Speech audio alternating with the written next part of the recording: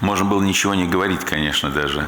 Достаточно прочитать Томаса «Предоставление в Автокефалии Украинской Церкви», изданный Константинопольским патриархом, чтобы ужаснуться всем тем новациям, которые в отрыве от всякого канонического предания сформулированы патриархом Варфоломеем и его советниками.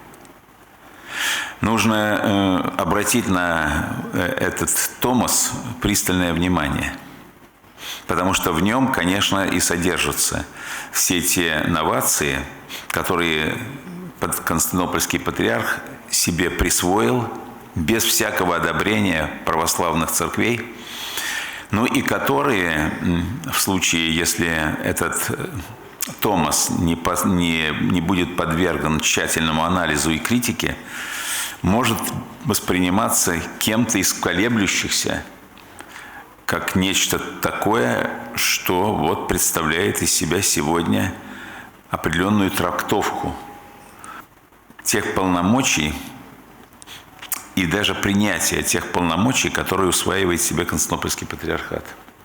Поэтому мне кажется, что результатом этой работы уже в рамках богословской комиссии должен быть критический разбор заявлений патриарха Константинопольского, и не только заявлений, но и действий, которые реально не соответствуют преданию церкви, не соответствуют каноническому праву, которые являются произволом. Произволом, ставшим возможным, потому что произвольно Константинопольский патриарх усвоил себе те полномочия, которыми он не обладает.